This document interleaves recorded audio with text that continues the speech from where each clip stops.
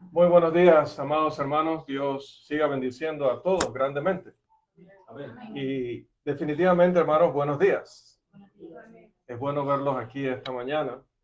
Nos sentimos honrados de contar con la presencia de cada uno, tanto hermanos como visitas en este día. Pero más aún, estamos agradecidos y tenemos un privilegio inmenso al contar con la presencia de nuestro Dios en esta mañana.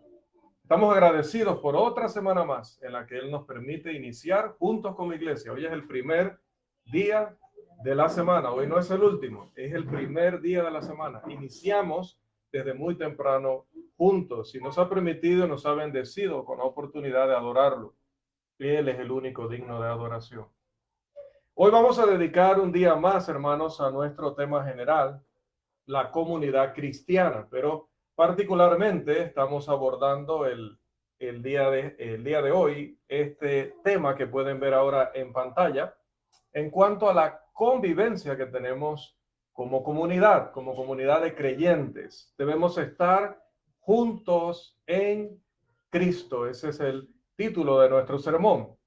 En el privilegio de servir en nuestros ministerios, los predicadores tenemos que tratar muchos temas y tenemos que hablar sobre el amor, tenemos que hablar sobre la santidad, tenemos que hablar sobre los atributos de Dios, las características que distinguen a la iglesia del Nuevo Testamento, etcétera.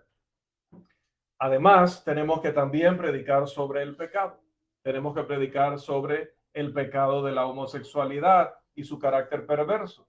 Predicamos sobre el aborto, que es homicidio. Predicamos sobre el uso de la música instrumental en la adoración, que es una desobediencia a Dios, es una perversión del plan de Dios para la iglesia. No somos el grupo con el que adoraba David. No, David estaba en el Antiguo Testamento. Allá había un templo físico, allá regía la ley de Moisés. Nosotros no somos el pueblo de Israel, físicamente hablando. Nosotros hoy somos el Israel espiritual, que está compuesto de muchas naciones. El templo hoy no es un lugar físico en una ciudad específica, es la iglesia, el templo espiritual de Dios. Así que predicamos en contra de cualquier perversión de ese plan. Y todo esto, hermanos, semana tras semana y semanas de enseñanza e instrucción. Y por supuesto necesitamos predicar sobre esto, necesitamos predicar sobre ello una y otra vez. Ahora bien, mientras predicamos sobre todos estos temas relevantes, no podemos perder de vista la importancia de predicar, sobrevivir o convivir o aprender a convivir en la comunidad de los creyentes. Algunos quizás no están poniendo el énfasis necesario allí. No quisiera que nos pasara a nosotros. Realmente este tema es de gran relevancia, porque los problemas que surgen cuando se vive en comunidad, cómo evitarlos o cómo resolverlos si surgen, es un asunto que allá afuera en el mundo se va a ignorar. A la gran mayoría no le interesa si ofendieron a otro, no le interesa si pudieron haber hecho más o pudieron haber hablado menos para promover una buena y justa relación con los que están a su alrededor. Saben que ellos están fallando, pero seguirán adelante como si el bienestar ajeno en realidad no fuera su responsabilidad, como si llevarse bien con los que tienen alrededor no importara. Saben que deben pedir perdón, saben que deben cambiar, entienden que deberían esmerarse por llevarse bien con los demás, ayudar, pero realmente no les importa. Así es allá en el mundo. Y muchas veces el mundo utilizará esa táctica que dicen del avestruz. A pesar de que saben la verdad, a pesar de que oyen predicaciones sobre la verdad respecto a este tema de la paz, de la armonía, de llevarse bien, pues no les interesa. Esperemos que la iglesia no actúe así. Esperemos que la iglesia, y sobre todo la iglesia aquí en Volcán, valore la enseñanza de hoy.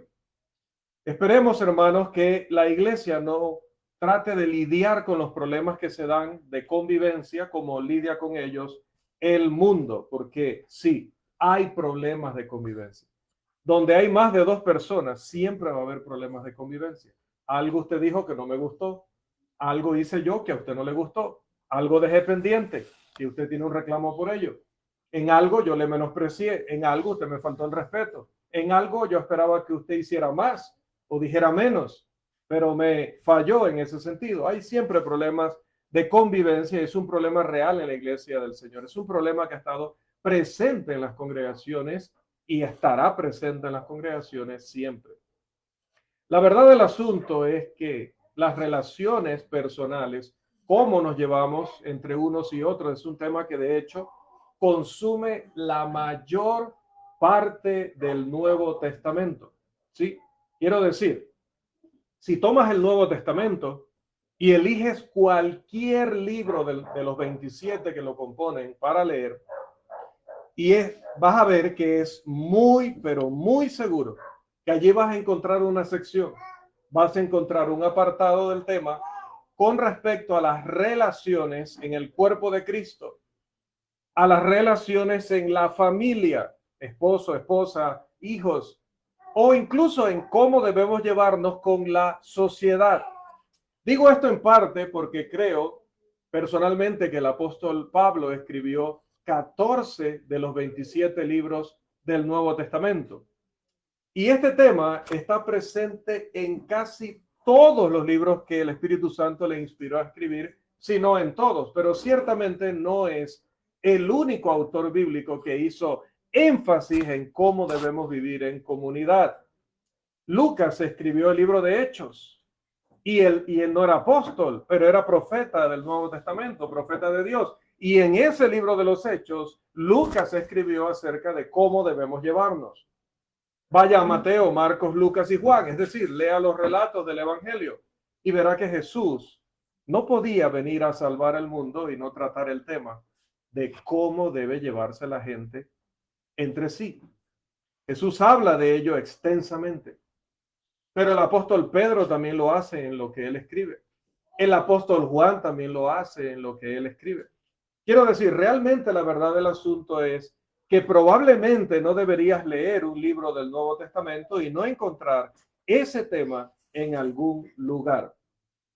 Al considerar estas cosas hoy, espero que tengamos en mente que sobre todo hoy nos preocupa la iglesia. Todos debemos llevarnos bien allá en la sociedad, en el trabajo, en nuestro centro de estudios. También debemos llevarnos bien con nuestro vecindario. También debemos llevarnos bien en nuestro hogar como familia, pero sobre todo nuestro interés hoy es la iglesia, porque de eso es de lo que tenemos que hablar. La iglesia universalmente en primer lugar. La iglesia de Cristo debe caracterizarse a nivel mundial por ser personas que entienden que es importante llevarse como Dios les ha ordenado que se lleven. Es decir, en amor, en armonía, en paz, en ayuda mutua. Pero también, hermanos, la iglesia a nivel local, es decir, nosotros como grupo, cuando nos reunimos, cuando estamos todos juntos aquí, nos preocupamos realmente por el bienestar, por cómo está cada uno. ¿Estoy más preocupado por contarle a todos lo mal que a mí me ha ido o estoy más preocupado o preocupada por saber cómo le ha ido a los demás? Porque si usted tiene problemas, el que está al lado suyo tiene el triple. Solo que usted lo cuenta más y él lo cuenta menos. Quizás está desanimado, quizás ya no quiere volver, quizás está pensando ya no regresar más a la congregación. Y él viene con ese desánimo aquí. Y comienzo yo a decirle todo lo mal que a mí me ha ido. ¿Qué es tan serio problema tengo con tal cosa? Y él estaba desanimado, pensando ya no venir más. ¿Y qué ayuda le di yo? Le descargué a él todo el camión de mis problemas, de mis dudas, de mi desánimo, de mis situaciones negativas. ¿Y sabe qué pasó? Verdaderamente no volvió más. Vinieron las visitas y nos escucharon hablando, no acerca de lo que enseñó Pedro, lo que enseñó Juan. No nos vieron relacionándonos en alegría y comunión. Nos vieron discutiendo, nos vieron peleando, nos vieron menospreciando, nos vieron mordiéndonos, dijo Pablo en alguna ocasión, el apóstol en la carta a los Gálatas. La iglesia a nivel local, es decir, específicamente la iglesia de Cristo en Volcán, o como así nos identificamos, nacional e internacionalmente, pues debe estar preocupada por cómo nos estamos llevando para que verdaderamente seamos una comunidad en Cristo. Y luego también este tema va individualmente. Es decir, la iglesia en Volcán no va a lograr tener una relación sana de familia, de amor, de cuidado e interés los unos en los otros, de priorizar al otro, de considerar al otro como superior a mí mismo, si primero yo no trabajo en mí, en esos temas individualmente, personalmente. Porque Dios ha diseñado y creado a la iglesia así, individualmente, congregacionalmente y universalmente, para hacer y para lograr en este mundo lo que Dios quiere que sea y lo que Dios quiere que logre. Y queremos señalar esta mañana 3 cosas en particular que la iglesia debe lograr. La iglesia, según el designio o según el plan de Dios, es como mínimo en este tema de la comunidad cristiana y de juntos en Cristo, 3 cosas. 3 cosas. Número 1, la iglesia está diseñada por Dios para ser amorosa e íntima. Y nosotros en Panamá, por lo menos, estamos acostumbrados a utilizar la palabra íntima relacionada con lo sexual, relacionada con la pareja. Pero la palabra íntima es más que eso. La palabra íntima tiene que ver con ser cercanos. Yo conozco tus situaciones, tus problemas. Tenemos una relación tal que yo sé si tú tienes suficiente dinero o no, si has comido bien o no. Sé qué está pasando contigo, conozco tu historia. Eso es intimidad. Quitemos o desliguemos ese pensamiento. Intimidad es sexual. No. Hay intimidad sexual en una pareja. Pero la intimidad tiene que ver con ser tan cercano con otro que yo sepa sobre ti suficiente y tú sepas sobre mí. Nadie sabe todo sobre los demás. Tampoco tenemos que descargar todo sobre todos, pero sí debemos ser tan cercanos que nos conozcamos muy bien. La iglesia está diseñada para eso, para que seamos amorosos e íntimos. Sé que esto es la verdad porque la iglesia es descrita en la Biblia como una familia. Y aunque en la realidad algunas familias o una gran parte de las familias no sean los miembros de ellas cercanos entre sí, no debería ser así. Ese no es el plan de Dios. El plan de Dios es que sean muy cercanos. No puede ser, hermanos, que un día uno de ustedes no amanezca en casa y los demás digan, a saber qué le pasó, no importa. Que pase una semana, no sepan nada de usted y como si nada, no importa. Yo creo que eso no sucede. O no debería ser así. Entonces, la Biblia nos describe como una familia, eso es lo que deberíamos ser. Pero la realidad es, sin embargo, y debo reconocerlo, y debemos reconocerlo todos, que en realidad esa palabra familia a veces no nos trae buenos recuerdos. A veces no nos comunica el mensaje que debería comunicar como era el plan de Dios. Las familias físicas a veces fallan. Muchas veces fallan, para ser más preciso. Bueno, ¿y qué si fallan? Por supuesto que fallan. ¿Qué digo fallan? Pero no fallan solamente en su casa, no fallan solamente en Volcán, vaya a cualquier cultura, vaya a cualquier país. Todos los países tienen hogares rotos. Todos los países tienen padres que en lugar de estar ahí, están ausentes. Tienen madres que en lugar de estar allí, se fueron y abandonaron como cobardes. Cada cultura tiene niños que son huérfanos y abandonados, abusados y heridos. Probablemente la mayoría de los que estamos aquí somos adultos que llevamos cicatrices de las heridas emocionales y muchas veces incluso heridas físicas recibidas en la infancia de una forma u otra de los que debieron cuidarnos, de los que debieron amarnos, de los que debieron darnos el ejemplo. Y más bien dejaron marcas con las que todavía cargamos hasta el día de hoy. ¿Y qué deben hacer todas estas personas cuando sus hogares fallan? ¿Qué deben hacer? Hoy les traigo la respuesta a través de la Biblia. Deben ir y buscar ese hogar diseñado por Dios. Y ese hogar diseñado por Dios no les debería fallar. La iglesia es la casa de Dios. La iglesia es la familia de Dios. Abran sus Biblias, por favor, y busquen el libro de Efesios. Libro de Efesios. Vamos al capítulo 3. Vamos a estar analizando el capítulo 3, aunque debo decir algunas cosas antes de entrar al capítulo 3. El tema de ese capítulo es realmente una continuación de los capítulos 1 y 2, donde Pablo ya ha presentado lo que él llama por revelación de Dios el misterio. El misterio, esa es una frase clave en el libro de Efesios, en la Biblia. Lo hizo en el capítulo 1 y versículo 9, y voy a decirle algo, hermanos, los pasajes que necesito que anoten son los pasajes que van a aparecer acá en la pantalla. Voy a hacer un leve paréntesis, no tengo mucho tiempo, me dijeron que ya no puedo estar predicando 60 minutos aquí, 90 minutos aquí, debo respetar el tiempo y es correcto, eso es parte de la convivencia también. Hermanos, aprendamos a anotar. A veces los predicadores vamos diciendo algo y de pronto ponemos un ejemplo y decimos, es como Chespirito, y usted anota Chespirito. Cuando usted lee eso dentro de 10 años, no entiende por qué puso Chespirito ahí. ¿Comprende? Así también pasa con los pasajes bíblicos o los textos bíblicos.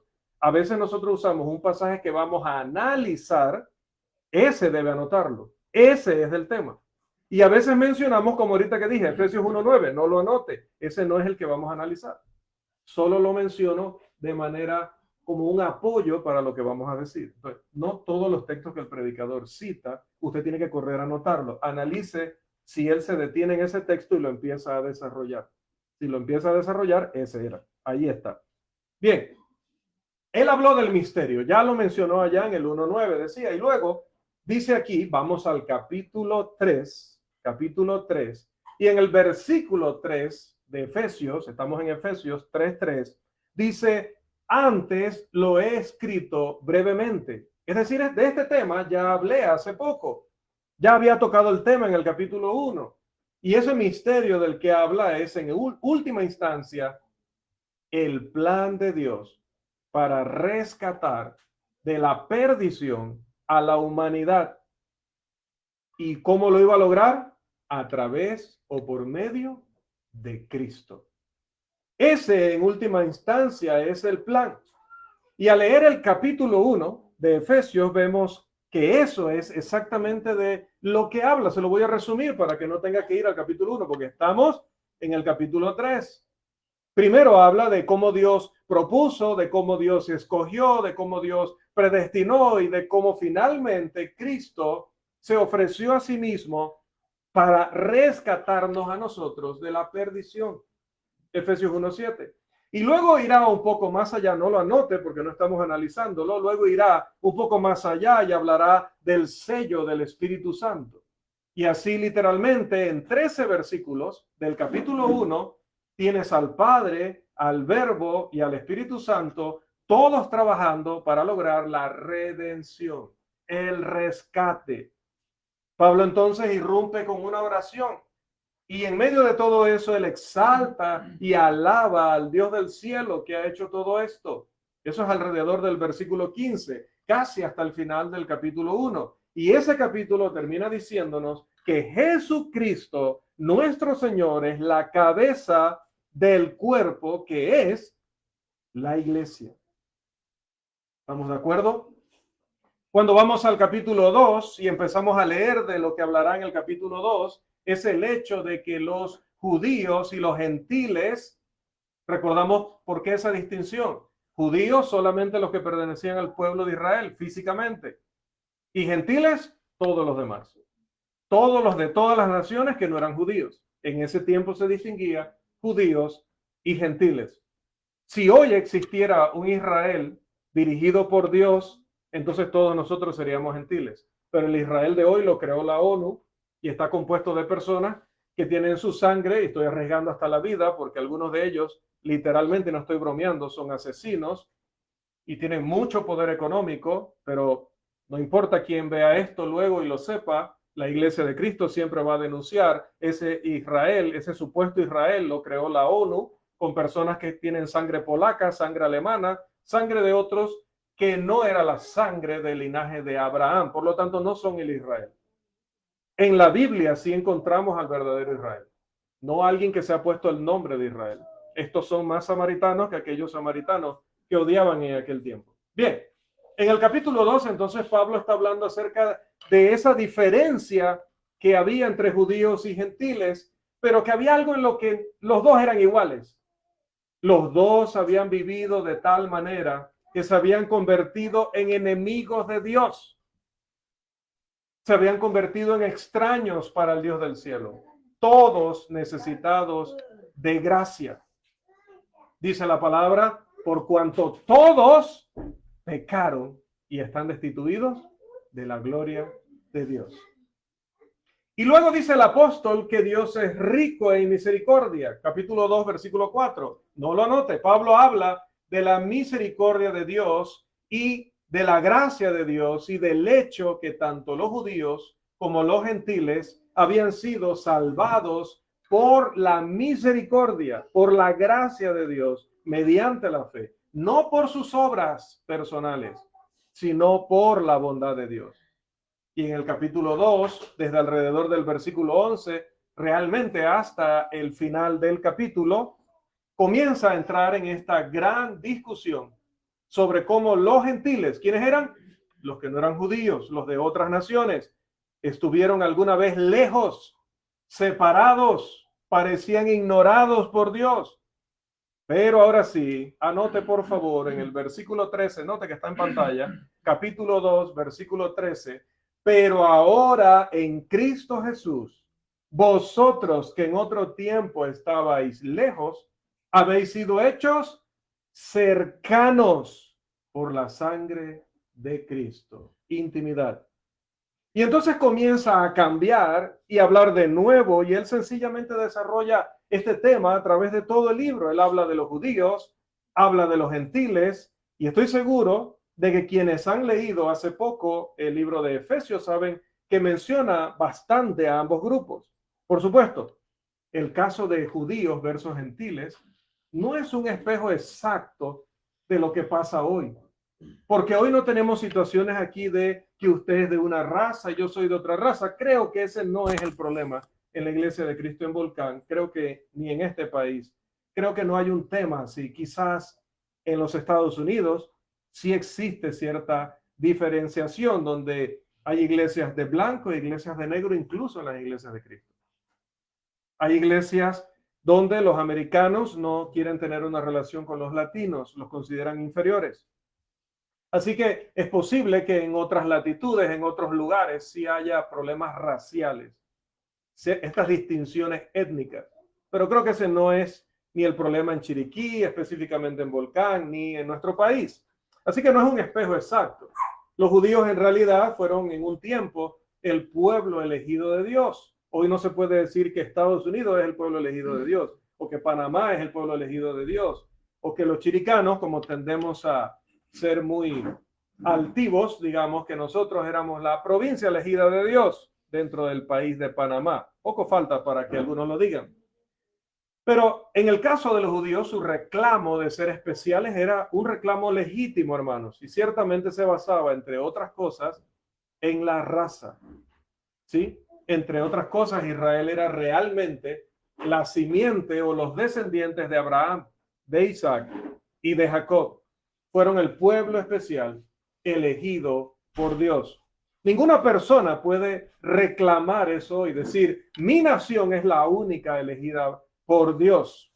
Pero sí persisten entre nosotros, hermanos, y aquí vamos con el tema, a veces opiniones que tenemos de nosotros mismos que no son correctas. La Biblia dice, el apóstol Pablo dice en Romanos 12, que ninguno tenga un más alto concepto de sí que el que debe tener. Tampoco esté pensando que usted es un gusano debajo de la alfombra. Algunas personas piensan que la humildad es tirarse lo más abajo que puedan de lo que ellos son. Eso no es humildad. Eso es menospreciarse, automenospreciarse.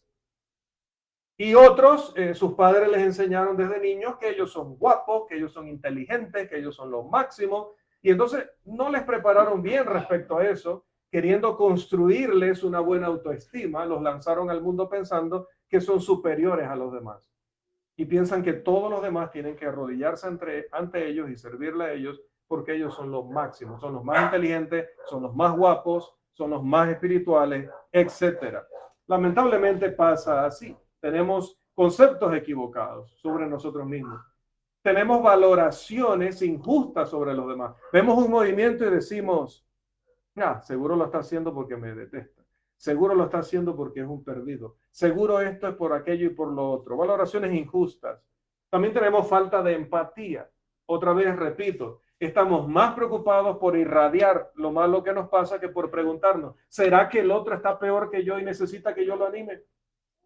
A veces decimos, ¿qué voy a estar animando yo si yo estoy para que me animen a mí? Así nos enseña Cristo.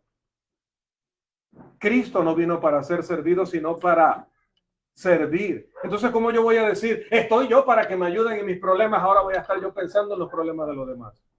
Bueno, si ella no tiene luz, yo no tengo gas. Y si ella no tiene agua, pues yo no tengo cómo mandar a los niños mañana a la escuela. Y si él está pasando esto, a mí me está pasando lo otro. Eso es falta de empatía. Yo debería estar siempre poniéndome en el lugar de los demás. Y si somos una comunidad adecuada, amorosa e íntima, los demás también harán eso por mí.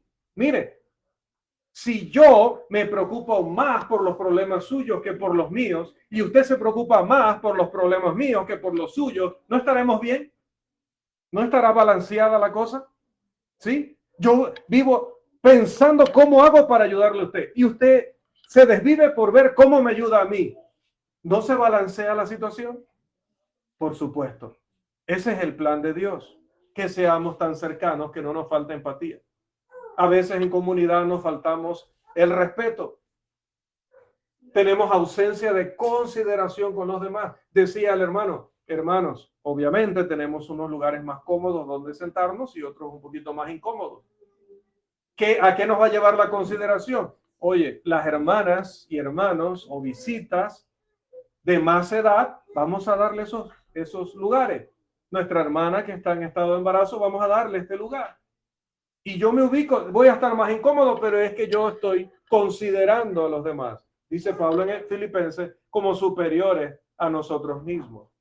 Y debido a que tenemos conceptos equivocados de nosotros, que somos superiores a los demás, o hacemos juicios sin conocer a la persona, o porque otro vino y me dijo, cuidado, si vas a ir a Volcán, cuidado con ese Eduardo Mercado. Y ese, esto. Y llegamos aquí ya con la lanza aquí, donde me diga algo, yo sí me lo voy a apiar, porque a mí no me va a venir con eso. Ya vengo bien informado de allá. Ya me dijeron, ya me hablaron, o ya llegué aquí, ya la hermana Senia me llamó aparte y me dijo, ya, estamos bien aquí, pero tenga cuidado con Eric. Eric, peligroso. Y aprendió de Guadalupe. Así que cuidado. ¿Usted alguna vez se ha sentado con esa persona y le preguntado, mira, de usted a mí me dijeron esto y esto y esto y esto? ¿Qué tan cierto es eso, hermano? Porque me preocupa, quisiera saber si es así o no es así. Pero no, empezamos a hacer nuestro juicio porque no sé quién que le damos toda la reputación nos ha dicho y echamos a perder esta comunidad que debería ser amorosa e íntima. Sin embargo, hermanos, respecto a la diferencia que había entre judíos y gentiles, la enseñanza bíblica en esta epístola, también en Colosenses, que es casi gemela de Efesios, es que Dios de los dos pueblos hizo uno. Capítulo 2, versículos 14 al 16 de Colosenses. Pero ya saben, él ha derribado un muro que había allí y que era una pared intermedia de separación. Eso de que tenías que ser descendiente de Abraham. Eso de que tenías que ser alguien que guardara la ley de Moisés. Él quitó eso. Él nos hizo uno. Y eso es verdad para ellos, los judíos de la Biblia, y para nosotros, los que hubiéramos sido los gentiles de ese tiempo. Y el apóstol continúa a través del capítulo 2, hablando de cómo Dios ha hecho esto a través de Jesús. Les estoy contando todo esto porque al entrar en el capítulo 3, Pablo dice, ahora déjenme contarles sobre ¿cuál era la palabra clave? Misterio. Este conocimiento que tengo del misterio. esto que Dios ha estado haciendo durante miles de años. Y dice, ustedes ya han oído hablar de ello. Yo he predicado de ello. He escrito acerca de ello. Ustedes saben cuál es mi conocimiento del misterio de Cristo. Esta revelación me ha sido dada y yo la he compartido con ustedes. Escribí sobre esto hace unas líneas atrás, Efesios 3:3, ya lo leímos.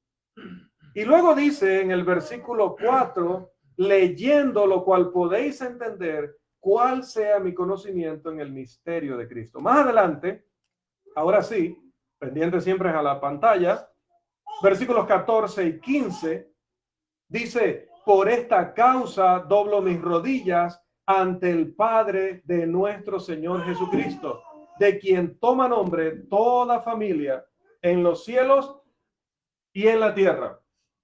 Es claro para todos nosotros que en la Escritura la familia de Dios es la iglesia. No pierdan de vista eso. En la Escritura la familia de Dios en el Nuevo Testamento es la iglesia. Ahora, volvamos al versículo 6, estamos en el capítulo 3 de Efesios, y escuchen cómo describe esa familia. Dice en el versículo 6 que los gentiles son coherederos y miembros del mismo cuerpo. ¿Y cuál es el cuerpo? El cuerpo es aquel del que él habló en el capítulo 1, versículos 22 y 23. Es la iglesia. En el capítulo 4, versículos 4 al 6, dirá que solo hay un cuerpo. En el capítulo 5, versículo 23, dirá que Cristo es Salvador y es cabeza del cuerpo que es la iglesia. Entonces, ¿cuál es el misterio del que él viene hablando respecto a judíos y gentiles dentro de este cuerpo? ¿Cuál es el misterio? Bueno, que los gentiles son coherederos, es decir, antes pensaban los judíos, los israelitas, que solo ellos heredarían las bendiciones espirituales de Dios. Pero dice Pablo, desde la fundación, además, desde mucho antes de que se fundara el mundo, de que se creara el universo, ya Dios tenía un plan, y en ese plan los que no son judíos también son herederos. Eso es lo que significa coherederos. También son herederos y serán miembros del mismo cuerpo. ¿Sabe cómo nos consideraban los judíos en ese tiempo? Que éramos perros. Y ellos sí tenían a los perros siempre afuera. Entonces decían, en el cielo solo los israelitas, pero los perros, los gentiles, fuera. Hermanos, imagínense cómo consideraban a los gentiles, o sea, los que no eran judíos, repito, que cuando Jesús enseñó sobre la disciplina, después de que un hermano se le ha hablado una vez, luego con testigos, luego toda la iglesia se ha comunicado con él, o la iglesia se ha comunicado con él de alguna manera, y él persiste en su rebeldía, el paso final es, ¿cuál? Considérale gentil y publicano. Considérale gentil. ¿Qué le parece? Pero ahora el misterio es que aquellos que los judíos menospreciaban, estimaban en menos, son coherederos y miembros del mismo cuerpo. Y de esto yo fui hecho ministro, dice el apóstol. Amados, la iglesia es la familia de Dios. El judío y el gentil, es decir, toda la humanidad, han sido reconciliados en un solo cuerpo. Versículo 8. Algunas personas tienen la noción de que Dios estaba haciendo algo grandioso a través de toda la historia de la humanidad desde el principio, pero aparentemente no saben qué era esa cosa en la que él estaba trabajando. Aparentemente, incluso la mayoría de los cristianos se pierden lo que Dios estaba haciendo.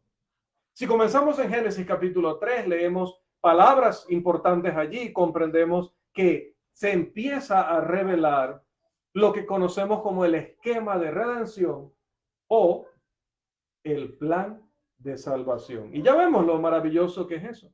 Allí se comienza a desarrollar la revelación sobre el misterio. Luego, cuando leemos acerca de Abraham, Isaac y Jacob, estamos leyendo acerca del misterio en desarrollo. Cuando estamos leyendo acerca de José, que Dios lo utilizó para bien, para salvar a una gran cantidad de personas estamos leyendo acerca del misterio. Leemos el Éxodo, los israelitas saliendo de Egipto, y vemos todos los milagros y aquella montaña y el humo y todo eso, y en realidad estamos leyendo sobre el misterio. Pero ¿cuál es el misterio? El misterio es que todos los hombres serían reconciliados en un solo cuerpo. ¿Cuándo fue que Dios se puso a trabajar en esto? Les ruego que comiencen a leer conmigo desde el versículo 8 y vamos a ir hasta el 11.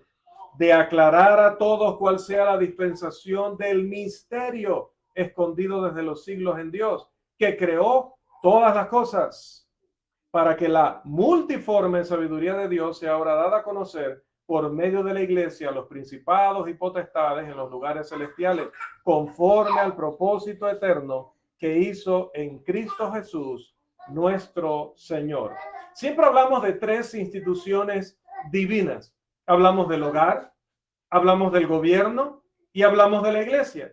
Y se presentan en ese orden en las Escrituras. Cuando abres Génesis 1 y Génesis 2, vas a leer acerca del hogar, vas a leer sobre la familia. Y sigues un poco más lejos y llegas al capítulo 9 y vas a leer sobre el gobierno, la ley y el orden. Por supuesto que el gobierno es una institución divina. Divina, por eso cuando hablamos, y este es un pequeño paréntesis, cuando hablamos del gobierno debemos tener mucho cuidado.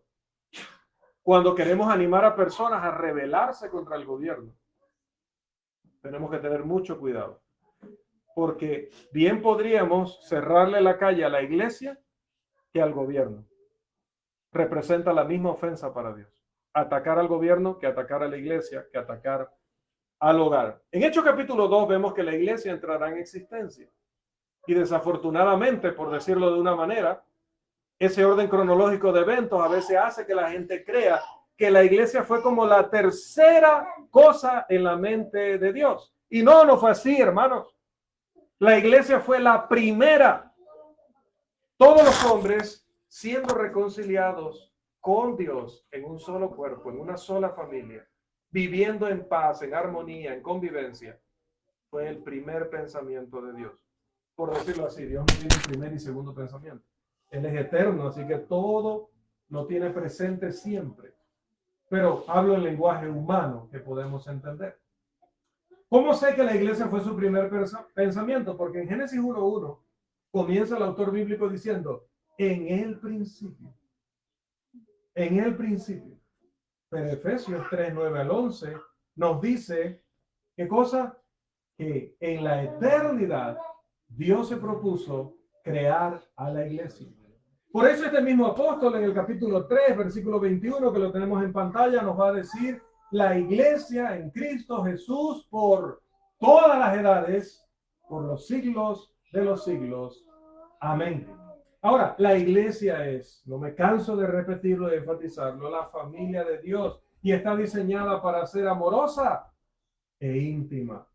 Pero esa no es para nada la única descripción que se hace de ella. Punto número 2. La iglesia está diseñada para funcionar como un cuerpo.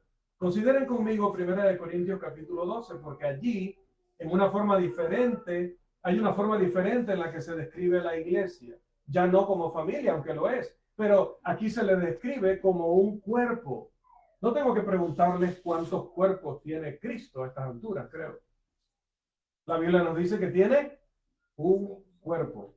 Luego ese cuerpo tiene muchos miembros. 1 Corintios capítulo 12, versículo 12, el apóstol Pablo dice, porque así como el cuerpo es uno y tiene muchos miembros, pero todos los miembros del cuerpo, siendo muchos, son un solo cuerpo, así también Cristo.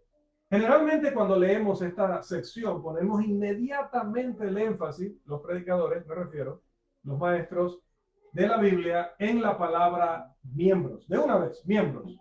Y claro, Pablo hablará de los miembros, pero su primer punto es este: solo hay un cuerpo, aunque esté compuesto de muchos miembros.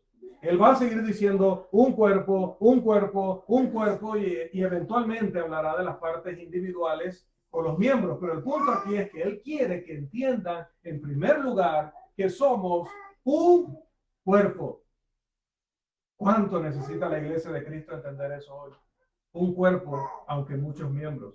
Un espíritu. El versículo 13 dice, porque por un solo espíritu fuimos todos bautizados, ¿en qué? En un cuerpo. Otra vez. Sean judíos o griegos, sean esclavos o libres, y a todos se nos dio a beber de un mismo espíritu. Y se va a remontar a Efesios. Si nos remontamos a Efesios capítulo 4, vamos a ver lo mismo. De hecho, hermanos, si empiezan a comparar los mensajes, verán cuánto material en el Nuevo Testamento se centra en este tema, porque de nuevo les recuerdo, el apóstol Pablo considero que redactó 14 de los 27 libros del Nuevo Testamento, y en casi cada uno de esos libros él está haciendo mención de este tema de una forma o de otra. Van a leer un cuerpo, una y otra vez. ¿Por qué tendría que seguir diciendo eso? ¿Por qué el Espíritu Santo le reveló una y otra vez eso? Porque puede ser olvidado debido a las presiones del mundo, debido a la influencia de la familia, debido a la influencia de la cultura, debido al egocentrismo. Al igual que ustedes y yo, estas personas venían de antecedentes educativos diferentes, antecedentes sociales, culturales, religiosos, raciales. Allí en Éfeso Pablo llegó a predicar y había gente que adoraba una diosa llamada Diana, pero también le predicó a otros que eran judíos y estos adoraban al verdadero Dios, pero a través de la ley de Moisés, como si fuera la única revelación de Dios. ¿Y qué va a pasar cuando todas esas personas se unen en la iglesia? Formarán un cuerpo. Hay un cuerpo. Al entrar en el reino de Dios, hermanos, que todo el mundo deje en la puerta su cultura, sus distinciones académicas, sus logros profesionales, sus entornos, sus mañas y sus malas crianzas, déjenlo en la puerta. Hay un cuerpo. Somos un cuerpo. Cuán triste es escuchar continuamente a los hermanos menospreciando a otros miembros de el cuerpo, involucrándose en chismes y murmuraciones contra otros hijos de Dios, siguiendo las líneas mundanas dentro del cuerpo que seguían cuando estaban fuera de él. Y simplemente 2000 años después continúa sucediendo.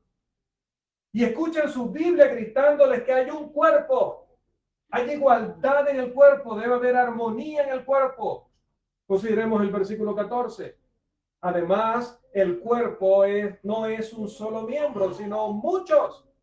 Hay un cuerpo, sí, y dentro de ese cuerpo no existe solo un miembro. Usted no es la más importante, ni yo soy el más importante. El predicador, el maestro, no me canso de enfatizarlo, no es más importante que ustedes. Si ustedes hacen algo por mí, yo lo agradezco. Gracias por tener esa consideración conmigo, pero no la tenga solo conmigo, téngalo con cada miembro del cuerpo. Todos somos iguales. Hay un solo cuerpo, muchos miembros. Versículos 15 y 16. Si dijera el pie, porque no soy mano, porque no soy predicador, porque no soy maestro, porque no sé hebreo como Eduardo, no soy del cuerpo. Por eso no será del cuerpo. Y si dijera la oreja, porque no soy ojo, porque no soy la hermana Guadalupe, que aquí todo el mundo la quiere, porque nos trae leche, porque nos trae queso, porque nos trae... No seremos Guadalupe, pero por eso no somos parte del cuerpo. Por eso no será parte del cuerpo. Hay congregaciones donde hay hermanos que no se sientan nunca a propósito en la misma banca, donde hay bancas de estas largas, junto a otro hermano. No cruzan al otro lado del edificio para saludar, para no darle la mano a fulano de tal o a fulana de tal. La dificultad que existe incluso entre los predicadores para que estemos de acuerdo en las verdades fundamentales bíblicas, que nos amemos y nos respetemos unos a otros, no solo como colegas, sino como parte de esta familia. Quizás allí está el problema. Es que venimos de familias que no funcionan en nuestras casas y convertimos a la congregación en otra familia disfuncional como nuestra familia terrenal. Y a través de los años y actividades hemos intentado reparar esto. Cada vez hacemos más actividades de mujeres, más actividades de campamento familiar. Antes era campamento de jóvenes. Luego me dieron un golpe de estado, hermano, y dijeron, no, ya tú siempre jóvenes. Ahora lo vamos a hacer familiar. Y entonces se inventaron el campamento familiar. No lo estoy criticando, solo estoy diciendo que hubo un golpe de estado. Porque antes solo eran campamentos juveniles.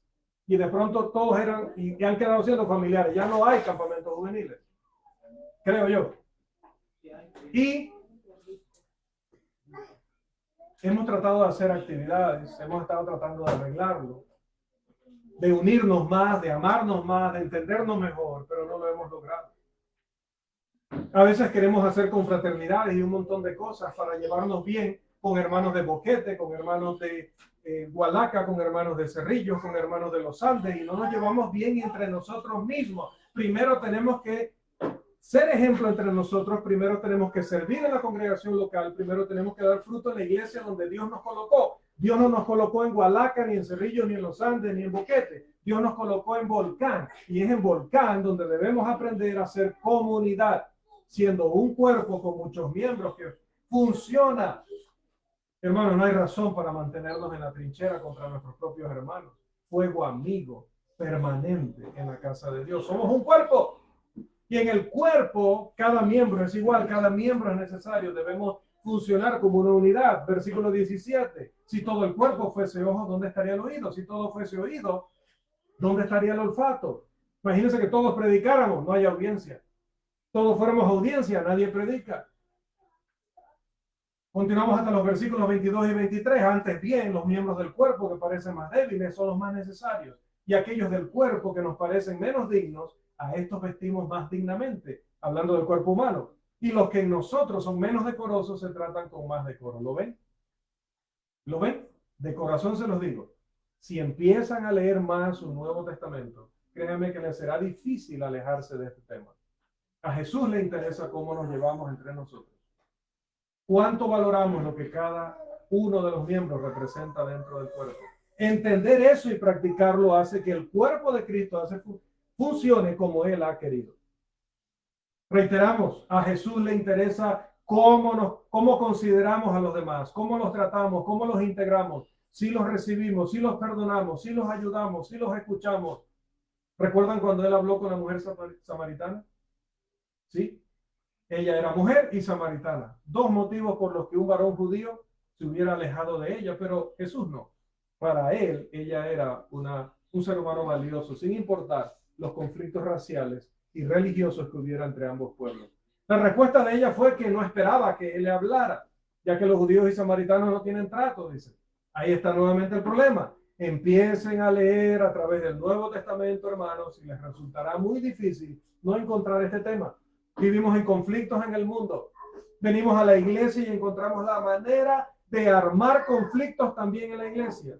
Esto es parte natural de la convivencia, porque somos personas con educación diferente, con crianza diferente, con problemas diferentes, pero no aprendemos a manejar eso adecuadamente. Y provoca amargas contiendas y hasta divisiones. ¿Cuánto cambiaría eso si tan solo comprendiéramos que cada miembro es igual a nosotros? Cada miembro es igualmente necesario. Dios tiene un propósito y ese propósito es su gloria en un cuerpo que es la iglesia, pero una iglesia unida, trabajando eficientemente en armonía.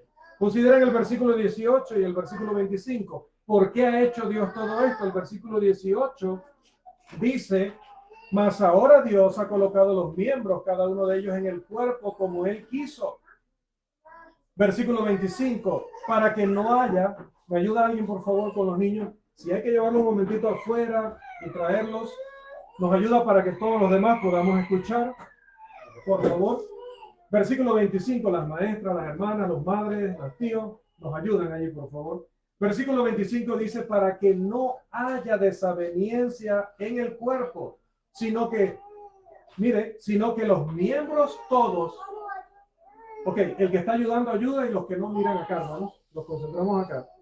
Note lo que dice la Escritura, para que no haya desaveniencia en el cuerpo, sino que ¿qué?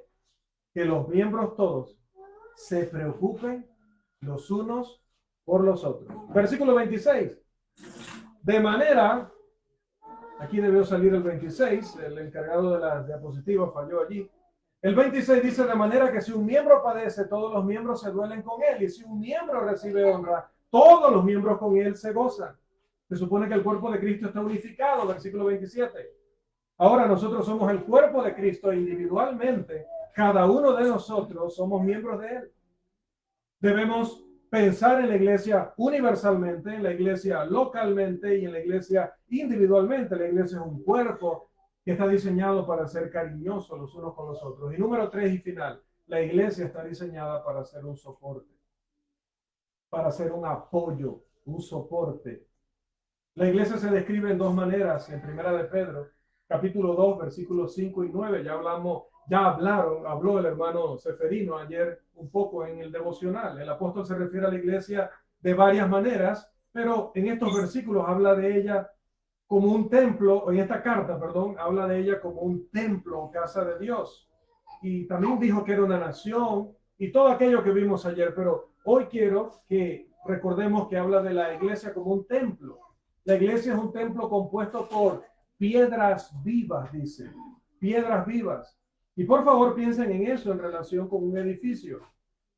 Si el edificio no está construido con un material resistente, si su fundamento no está hecho de un material resistente, va a caer. Y 1 Corintios 3:11 nos dice que el fundamento nuestro no se puede caer, porque el fundamento nuestro es Cristo. Pero ¿sabe qué sí se puede caer? Lo que está encima del fundamento, nosotros, si no aprendemos a llevarnos adecuadamente. Se construye sobre piedras vivas individuales. Entonces, las piedras vivas no pueden separarse, hermanos. Si estos bloques ahorita se empezaran a separar, toda esta casa caería sobre nosotros. Así también pasa con la iglesia si empezamos a pelear entre nosotros, si permitimos que la envidia, el egoísmo, las rivalidades entren aquí. Sepa que la iglesia de Cristo en Volcán caerá y desaparecerá.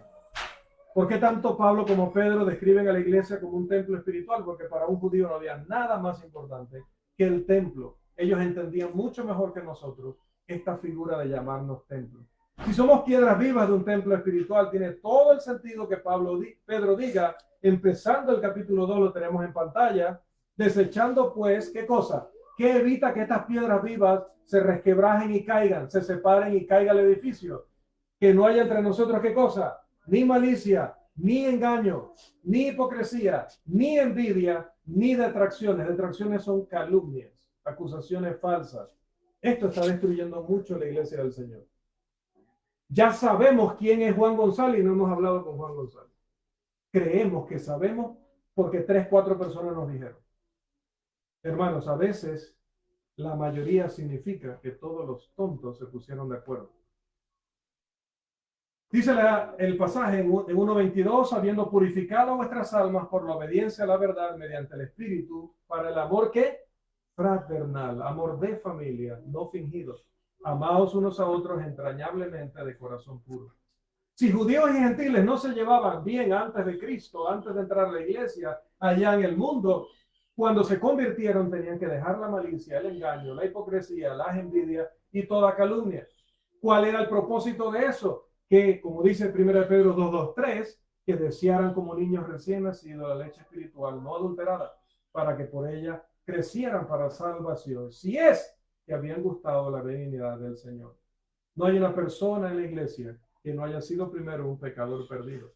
Pero si han probado la bondad del Señor, si han visto lo bondadoso que es Dios, ¿qué deberían ser para su compañero, el otro que es piedra viva dentro de este templo?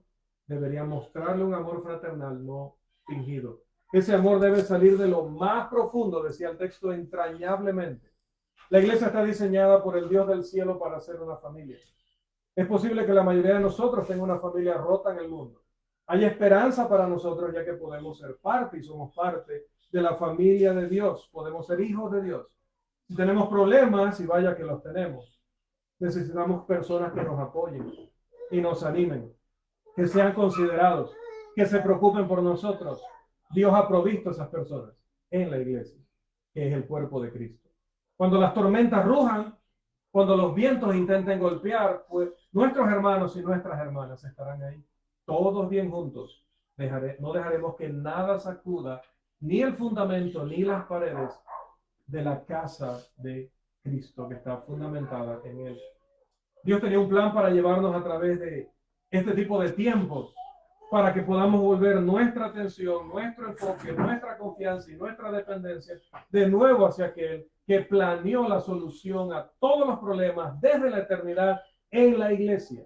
Para concluir, amados y visitas, si usted no es un miembro del cuerpo del Señor hoy, necesitan convertirse en miembros del cuerpo del Señor. Necesitan ser piedras vivas del templo del Señor. Necesitan ser parte de la familia de Dios con urgencia. Obedezcan a Cristo. Abandonen su vida mundana. Abandonen las falsas religiones de los hombres. Ellos no tienen la solución a este problema. Solo Dios la tiene. Y es a Dios a quien necesitan. Necesitan creer que Jesucristo es el Hijo de Dios. Juan 8:24. Necesitan cambiar su corazón, cambiar su mente. Esta será una de las primeras cosas que Dios va a hacer si se suman a la iglesia del Señor. Decirles de manera efectiva esto, darles nueva información, enseñarles una nueva forma de pensar. Eso significa que Dios les va a cambiar su corazón y cambiar su mente, porque eso es el auténtico arrepentimiento. A continuación, confiesen públicamente el nombre de Cristo y sean sepultados en la semejanza de su muerte y sepultura en las aguas del bautismo. Romanos 6:3-4. Y Dios a través de Cristo hará que nazcan de nuevo. Espero que ese lenguaje despierte en ustedes el ánimo de hacerlo, de nacer de nuevo, ser renovados, ser rescatados, ser reconciliados, para luego ser transformados en la gloria de Dios, en la imagen de Dios. Amigos que nos visitan, amigos que han estado ya un tiempo con nosotros, si nunca han hecho esto, necesitan hacerlo. No hay obra buena que los va a llevar al cielo. Pueden venir 3 millones de domingos a congregarse. Si no obedecen el evangelio, no serán salvos. El mundo se va a acabar pronto en nuestra vida y enfrentaremos un juicio final y debemos estar preparados. Y para los que ya han obedecido el evangelio, los que somos ya creyentes, somos parte de la familia de Dios, piedras vivas del templo de Dios.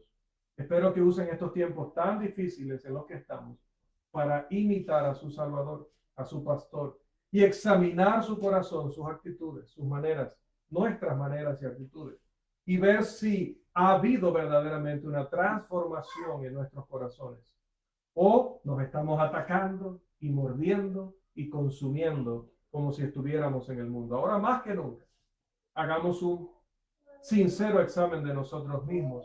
La iglesia necesita ser lo que Dios diseñó que fuera. Es la única ayuda, es la única esperanza para ese mundo que se pierde en la oscuridad. Algunos de nosotros ya lo echamos a perder con nuestros hogares. No echemos a perder el hogar de Dios en esta comunidad. Si podemos ayudarles de alguna manera con una oración ahora mismo, o más tarde con un consejo personal, no duden en acercarse. Estamos para servirles. Y estamos para dar gloria a Dios ahora y por los siglos de los siglos, en su iglesia, en su familia, en su casa, por hoy y siempre. Amén. Dios les siga bendiciendo. Amén.